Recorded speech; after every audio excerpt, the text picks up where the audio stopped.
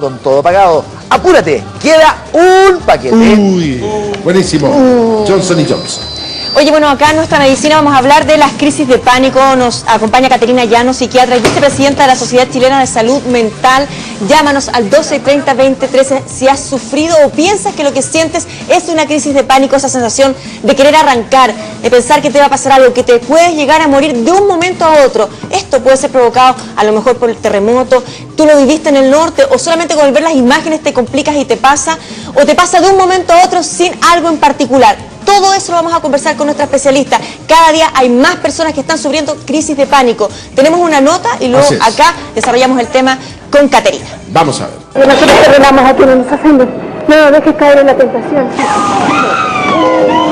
¡Ey! ¡Para! ¡Tranquilo! ¡Tranquila! No solo daños materiales han dejado los dos terremotos ocurridos la semana pasada en el norte de nuestro país. Hoy también ha quedado en evidencia los estragos emocionales que este evento ha generado en la población. Estoy bien nerviosa, Jess. Bien nerviosa. Incluso ayer me puse a llorar porque le surge el pánico a uno, donde toda la gente corre. Y estaban temblores, pero esto fue terrible porque fue una cosa que fue del momento. Mi señora entró en pánico. Tiene un daño psicológico que tengo día a día. Yo no duermo. Hay días que han pasado, no puedo dormir, hijo. Usted, señora, ¿cómo ha vivido estos días? Terrible. Sabes que aún me siento mareada, me siento enferma. No hay un... Todavía pienso que nuevamente vamos a vivir la misma tormenta que vivió hace 4 noches atrás, porque anoche tuvimos que dormir dentro de una camioneta, porque nos daba terror dormir adentro de la casa, ¿me entiendes? La atención ante posibles réplicas o vivir una situación similar nuevamente y el daño emocional de lo ocurrido han hecho que desde el día del sismo hasta la fecha las consultas psiquiátricas hayan tenido un aumento explosivo, especialmente en las comunas que se vieron más afectadas, como lo es Alto Hospicio. Pero, ¿qué tan frecuentes son estas alteraciones emocionales ante eventos naturales? ¿Cómo se manifiestan? La realidad, yo creo que la misma después de cualquier catástrofe hay mucho miedo, hay mucha incertidumbre y mucha inseguridad, y con eso concuerdo mucho con lo que tú acabas de decir por algunos rumores infundados y alguna información mal entregada o mal manejo de parte de algunos medios irresponsables que generan miedo a las personas y las personas creen y no quieren volver a sus casas porque les dan fechas de posibles terremotos. Entonces eso ha costado más que se normalice la situación, la información que se está entregando. La constante tensión en el lugar ha generado que muchas personas reaccionen con mayor estrés, por lo que ante cualquier ruido o movimiento lo relacionan directamente con lo vivido en el terremoto, generando biológicamente una serie de cambios. Ahogos, taquicardias, sensación de desmayo, sudoración excesiva e intenso temor son algunos de los síntomas que han tenido nuestros compatriotas en el norte y que son sinónimo inequívoco de que pueden estar sufriendo una crisis de pánico. Y si bien cualquier persona puede padecer de esta descompensación emocional, los antecedentes familiares y el estrés, entre otros factores, pueden detonar en este trastorno. ¿Pero quiénes son los más vulnerables? ¿Qué hacer cuando son niños los que están sufriendo de estas crisis? ¿Cómo controlarlas? ¿Podrían estas crisis hacerse crónicas y provocar otras patologías? Esto y más responderá un especialista aquí en Bienvenidos. Ya estamos entonces con Caterina Llanos, psiquiatra y vicepresidenta de la Sociedad Chilena de Salud Mental. Con ese bienvenidos la recibimos porque este tema es clave, no solamente para las personas del norte que lo están sufriendo y así nos están escribiendo, sino para cada vez más chilenos que se dan cuenta que son presas de las crisis de pánico. Vamos a esos síntomas. ¿Cómo podría yo describir si estoy viviendo una crisis de pánico? En general, las crisis de pánico es como la parte final de lo que puede ser una crisis de angustia. La experiencia que todos más o menos hemos sentido alguna vez en la vida es angustiarnos por algo. En la crisis panicosa ya la angustia a veces puede no necesariamente tener un motivo, tener algo que la origine. Porque en el trastorno panicoso las crisis son inesperadas, súbitas. Los primeros síntomas, ¿cuáles son y a qué se puede llegar? Porque hay mucha gente de repente dice, estoy angustiada, pero otras personas dicen, definitivamente esto es como que siento que me voy a morir. Entonces, hay manifestaciones. Claro, las manifestaciones, ¿Cuáles son esas manifestaciones? Tiene que ver con el tema de las intensidades. Las personas que dicen estoy angustiada, estamos más bien en lo que llamaríamos la crisis de angustia. En un trastorno panicoso las personas están sintiendo físicamente síntomas intensos, ganas de vomitar, ganas de defecarse, sudoración, taquicardia, y además están teniendo la sensación de muerte inminente, de que algo les va a pasar en el momento y que no hay manera de poder Es común eso de pensar que muchas personas dicen, pienso que me va a pasar algo a mí o a los niños o a mi familia. No, porque eso es una preocupación. O sea, cuando es con respecto a mí, en este momento estoy sintiendo que me voy a morir, Son me va a dar un ataque al corazón, que me va a dar un ataque al corazón, y aquí voy a caer en cualquier momento. Son manifestaciones físicas como podría ser un dolor de cabeza, un incluso, mareo, incluso dolor de pecho, que podría simular un infarto, o sensación de que se duerme el cuerpo, inmovilidad de las piernas, como que uno estuviera teniendo una parálisis. Efectivamente, la crisis panicosa tiene el sello de ser inesperada y tener esa intensidad. ¿Quiénes son los más vulnerables, doctora? ¿Quiénes son los que más podrían estar expuestos a una crisis de pánico? O sea, los grupos vulnerables, siempre vamos a pensar que esto es patología que debuta en la gente joven. ¿Ya? Afecta a hombres y mujeres, pero las mujeres tenemos la mala suerte que tenemos una relación de 3:1 en relación a los trastornos ansiosos y depresivos también. O sea, lo más frecuente es que puede ser una mujer joven que tenga la primera manifestación, pero atraviesa transversalmente a hombres y mujeres. Te escriben, por ejemplo, acá dice Susana de Antofagasta, a mi hijo de 8 años le dio una crisis producto del sonido de las alarmas del tsunami. Lloró y vomitó y tuvo mucho miedo. Los niños tienen angustia que es muy somática. Cuando los niños están angustiados, en general, como el síntoma como más evidente, porque la angustia tiene un componente psicológico importante, pero como los niños el aparato mental está en desarrollo, efectivamente uno va a ver primero expresión como el vómito o el hacerse pipí, que efectivamente son cosas más somáticas. Y este caso que nos describe esta persona tiene que ver con algo puntual, ¿no es cierto?, con el tema del terremoto. Y por ejemplo, cuando se está produciendo una evacuación, cuando suena esa sirena, que la verdad es que mete mucho miedo, esa voz, ¿ahí se puede provocar en ese minuto también una crisis de pánico? Más que en relación a crisis panicosa, lo que va a generar, por ejemplo, la alarma de evacuación, probablemente en la población masivamente van a ser fenómenos más de estrés postraumático. O sea, ¿en qué sentido? En que haber tenido esa experiencia, haber asociado el miedo con el ruido de la alarma, efectivamente es como un reflejo bien pavloviano. ¿Qué significa eso? Que yo condiciono mi sensación de miedo con la alarma y eso queda ligado. Entonces, vuelvo a revivir el fenómeno. Ante, por ejemplo, que se haga un ensayo de evacuación. Pero Caterina, ¿qué pasa? Hay muchas personas que están, no sé, esperando su locomoción en el paradero, en su trabajo, y de pronto sienten esa sensación, quieren salir corriendo, sienten que el pecho se les aprieta y empiezan a sudar y sienten que se van a morir. Esa crisis de pánico viene gatillada, ¿por qué? Por algo no sé, de hace un mes atrás, por ejemplo. El que está sufriendo ese tipo de crisis, por lo menos con un tiempo importante, por lo menos con un mes de presencia de crisis recurrente e inesperada, esa es una persona que sujeta a tratamiento. A esa persona hay que tratarla, pero y el tratamiento pasa por psicofármacos. ¿Pero esa persona tiene algún tipo de patología, algún tema emocional de fondo, de base, que genera esta crisis de pánico o la crisis misma en la enfermedad? Tiene una vulnerabilidad propia, que es genética, que eso hace que esa persona se enferme. No todos los que estamos ante el mismo estrés hacemos crisis panicosa. O sea, si acá viene el terremoto, lo más probable es que de los 4, solamente uno de nosotros va a ser el que va a tener la enfermedad. Tenemos preguntas, ¿sí? Lo escribe María Teresa Espinosa, a ver si me la dicen, sí, en Twitter. Yo sufro de crisis de pánico hace 3 años y estoy medicada. ¿Se le pasará algún día esta crisis de pánico? ¿Los medicamentos finalmente van a contener esto y ella va a poder hacer una vida normal sin medicamento? El trastorno panicoso corresponde al grupo de los trastornos de ansiedad. Y en general, cuando uno tiene un trastorno de ansiedad, uno lo acompaña toda la vida. ¿En qué sentido? En que uno se recupera, pero siempre va a estar vulnerable ante fenómenos de estrés, ante situaciones vitales importantes, volver a ser síntoma. Es como decir, yo me traté una faringitis aguda con antibiótico, ¿me puede volver a dar faringitis? Claro que sí. Como la amigdalitis también, que hay gente que sujeta la amigdalitis. Entonces, una vez, una persona que tiene estas crisis y que ya sabía y aprendió a controlarlas, no quería tomar medicamentos y sabía que cuando ya lo sentía, se concentraba, respiraba profundo y como que se decía a sí misma como una frase, tranquilízate, esto es una crisis de pánico, esto va a pasar. Y sobrepasaba entonces este clímax y después se iba recuperando. Es que en el tratamiento de una persona a largo plazo involucra los fármacos en el periodo agudo, pero después la idea es aprender de tu enfermedad, vivir con ella y aprender a controlarla con medidas no farmacológicas. Eso es lo importante en la salud mental. Caterina, a ver, esto viene efectivamente de manera repentina, pero de alguna manera, a mí me ha pasado, yo he tenido un par de veces esta crisis. ¿Cómo la sentiste, Polo? Cuéntame.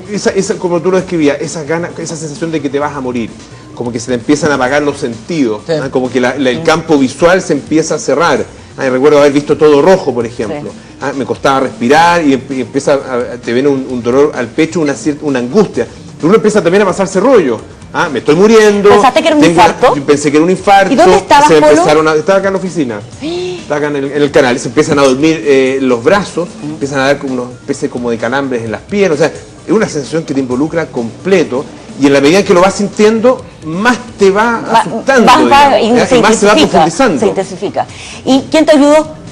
¿Lograste pedir ayuda? Sí, una compañera de trabajo me llevó a una clínica y ahí me tranquilizaron, digamos, puse una pastilla, no sé exactamente qué bajo la lengua, un ansiolítico bajo la lengua y ahí me fui calmando. Nunca más me vino de esa misma manera. Pero es realmente una cosa ¿Y te puedo hacer una pregunta, Polo? Una sensación de que uno se va a morir. ¿Y tú viviste algo, o sea, tú estabas haciendo tu vida, estabas leyendo, no sé, el diario, revisando unos apuntes, o viviste una situación, no sé, que te complicó antes, previa a esa crisis? No, yo lo analizaba harto, había bajado de peso.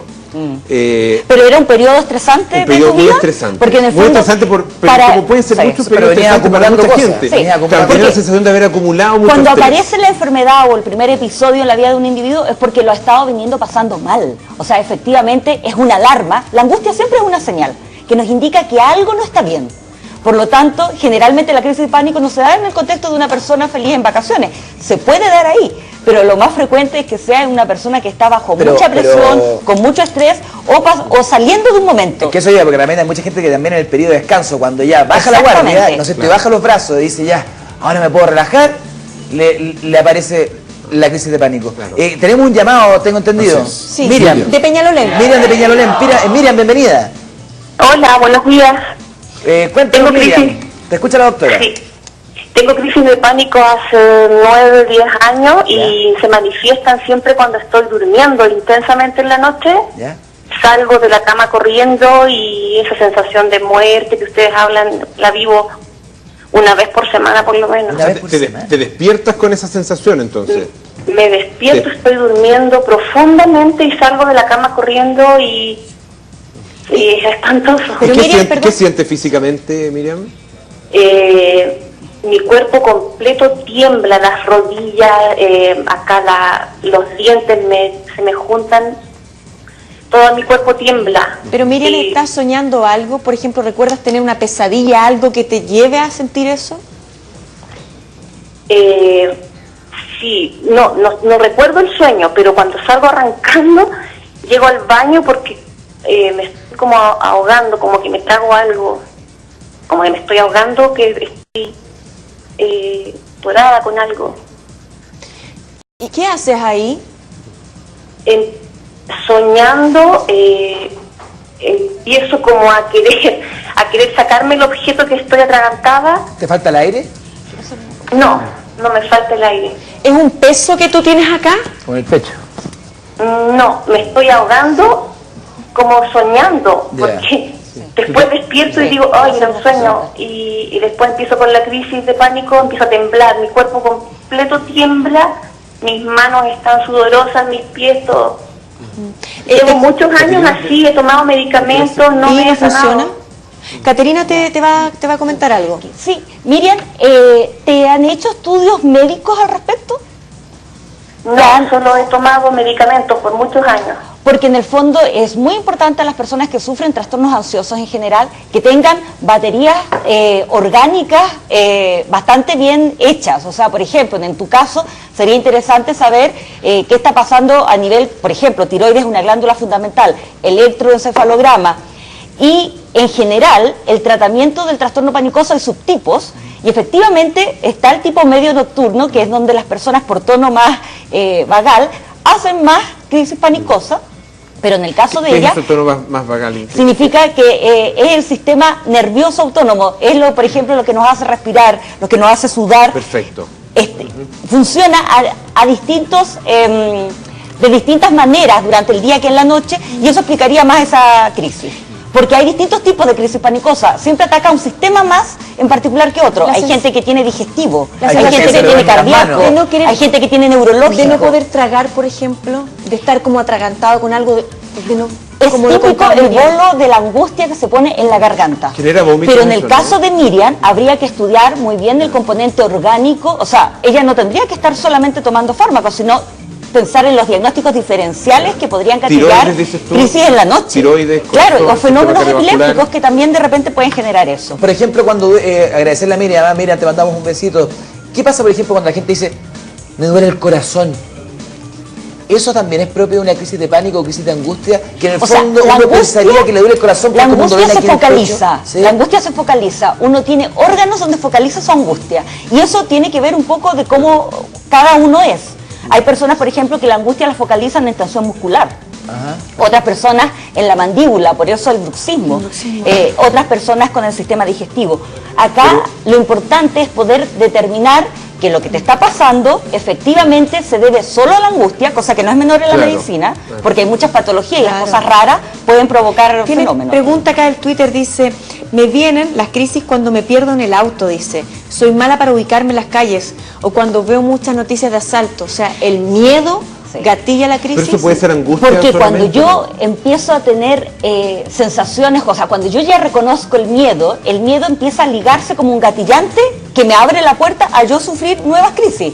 Por eso es súper importante poder controlar las emociones, digamos, que gatillan las crisis. Pero también es importante poder distinguir la angustia, la sensación de miedo, de la crisis. Nominarlas distintas, claro, porque todas las personas dicen pánico, como cuando dicen tengo depresión, y en realidad hay personas que cuando tienen depresión lo que tienen es angustia, tienen trastorno del sueño, tienen un conflicto con un hijo, o sea, uno tiene que depurar y generalmente eso lo hace tu médico junto contigo. El compromiso físico en la crisis de pánico es muy importante. O sea, te inutiliza. Y que es inesperado. Inesperado, además. Y vienen muchas crisis en un lapso de tiempo para tener la enfermedad.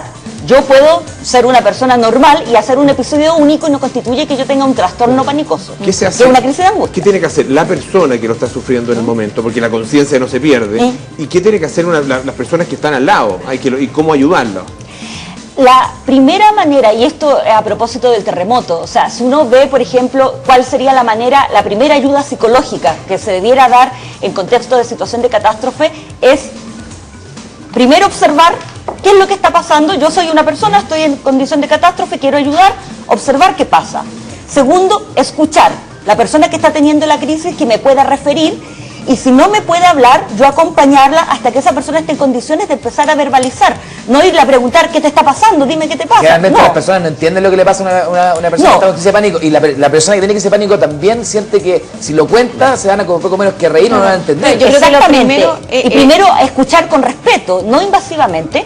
Y tercero, conectar. Y eso significa conectar con qué cosa. Conectar a la persona con lo que, por ejemplo, hay un temblor y hay una crisis pánico. Volver a reconectar con el estudio, con nosotros que estamos acá, no ha pasado el peligro. Y segundo, ya, si la cosa es mayor, ir a medicar. Pero si uno va antes a eso, porque acá hay muchas personas que nos escriben que tienen que ver, o sea, que están preocupadas por lo del norte, viven allá, pero el miedo está presente hoy a cada minuto. O sea, finalmente estamos bombardeados de situaciones que te generan miedo. Vive con miedo. ¿Cómo manejamos el miedo? ¿Cómo una persona que tiene crisis de pánico, que sienta angustia, que el miedo, hay una persona que me escribe, yo soy mamá, tengo hijos, me quedo sola en mi casa, me da la sensación de miedo porque estoy sola con mis hijos y me viene. ¿Cómo uno maneja el miedo? ¿Cómo uno se controla? ¿Cómo uno va dominando la crisis de pánico? ¿Cómo uno se domina? Por ejemplo, para esa mamá que está en condición tan vulnerable, con niños pequeños, sola, es súper importante que se conecte con otras personas que puedan estar calmadas, porque la calma se transmite, así como el descontrol también se transmite. Pero si estás solo, ¿qué haces? Buscar ayudas comunitarias. Eso significa, en condición de catástrofe yo debiera... Una red de apoyo. Red de apoyo, familia, si no la comunidad, la gente que está en el colegio, la gente yo voy más allá, me está viniendo, estoy con miedo, estoy con angustia, es como sencillo, te pregunto, a lo mejor eso no existe. respirar de alguna manera, enfocarse en ciertas cosas, en el ABC, para que sea súper práctico para las personas que nos están viendo. Empezando los síntomas. Cuando empiezan los síntomas y yo estoy reconociendo que me estoy colocando nervioso, conectarse con la respiración sirve. Pero no hiperventilar, porque las personas que empiezan a hiperventilar, le gatilla más a veces. Es súper importante, hay incluso en dibujos animados, recuerdo gente que le está dando una crisis, una crisis de pánico, y se pone en una bolsa, ¿has visto eso? Se pone una bolsa de papel en la boca y empieza a respirar con la bolsa. Pero es una respiración tranquila, no es la hiperventilación necesariamente. O sea, lo importante aquí es conectarse con la respiración, conectarse con otro ser humano. Sí, la tranquilidad se transmite. Por lo tanto, cuando yo estoy ansioso y hay una persona tranquila a mi lado, que está tratando de conectarse conmigo, yo puedo bajar mi nivel de angustia, gracias a eso. Hay técnicas de relajación. Cuando yo ya estoy en tratamiento, a los pacientes se les enseña técnicas cómo inducir la relajación para poder bajar el nivel de la intensidad. De las flores de Bach. Me están escribiendo también que hay personas que se curaron con las flores de Bach. Yo apoyo profundamente los tratamientos complementarios a lo que se puede hacer en salud mental. O sea, las flores de Bach, las técnicas de relajación, los masajes, la acupuntura. Yo pienso que son experiencias súper válidas para poder ayudar al trastorno, sobre todo a largo plazo. Pero las medidas complementarias son fundamentales. En Chile las tenemos muy poco desarrolladas. Qué bueno que lo tocamos entonces también. Caterina Llanos, psiquiatra y vicepresidenta de la Sociedad Chilena de Salud Mental. Ojalá que hayan servido los consejos. Muchas gracias. Y un saludo a mi familia en el norte, en Iquique, a los amigos de Arica, viví mucho tiempo allá. Tengo un afecto muy grande por el norte. Y a la mamá que perdió a su bebé recién nacido por la hipotermia, desde madre, yo soy madre recientemente, realmente pienso que ese duelo es tremendo y quiero desearle un apoyo muy grande y ojalá los colegas allá puedan ayudarla, porque va a ser un momento muy difícil. Nos unimos a tus palabras, muchas gracias. Y Martín, adelante. Vamos a continuar, bienvenidos. Atención, ¿quieres tener en tus pies toda la moda de esta temporada otoño-invierno? Sí. Sorpréndete entonces.